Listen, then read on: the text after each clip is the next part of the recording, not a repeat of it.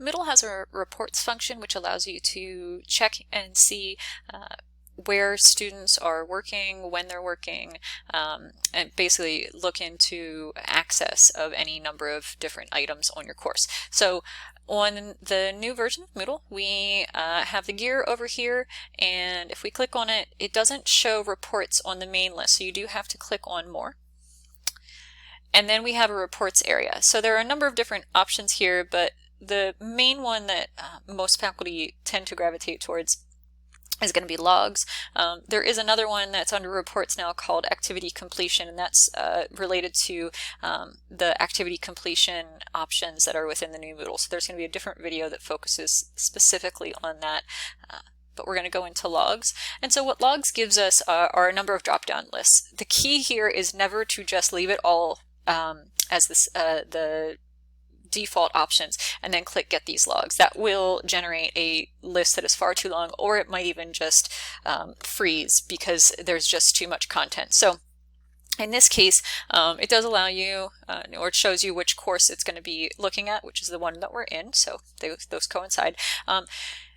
You can start with either a person or you could start with an activity. So if you wanted to see every time someone clicked on assignment 2, you could look at all days. You could look at, maybe you just wanted to see like on the day that it was due, who all accessed it then, or you could also just see, say, you know, Pat said that she went and she tried to upload the assignment.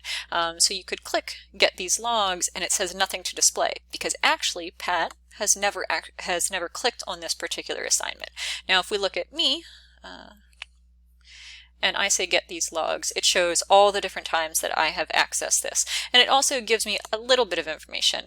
So it gives me the exact timestamp. And each one of these is a different movement. So here it says event name, course module updated. So I was making some adjustments.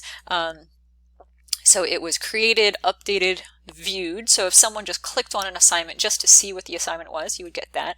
Status of the submission has been viewed. So we had submitted something.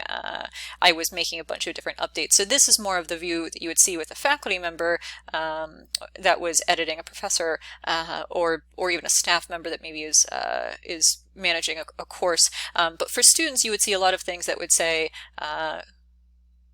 well, that the assignment was viewed, that a submission was uploaded, anything like that. So if a student said that they submitted something and there's no listing that they ever tried to hit submit, it means that they really didn't. When the button is pushed, it automatically creates a log within the system. So if there was an error, it would at least say that there was an attempt, that the button was pushed, but maybe something didn't upload properly. That can happen, but it also will just say, you know, if you ask a student, what day did you go in? They say Wednesday, and there's nothing listed on Wednesday.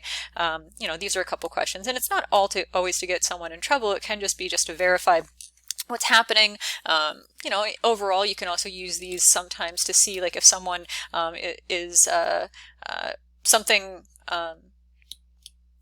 was not clear, then maybe dates were wrong or something like that, to see if other people were also having an issue. So you could see everyone that's accessed assignment 1 on a particular day, if it was due, to make sure that everyone got the was accessing it and getting the content that they need. So often we start with a person and then we look at a particular item, or I could also just look at a particular day. So I could look at my own activities on this particular day, and you can see I was on Moodle a lot. So if you wanted to see all the work that someone had, all the different items that a student had accessed, that's a way that you can look at these particular logs.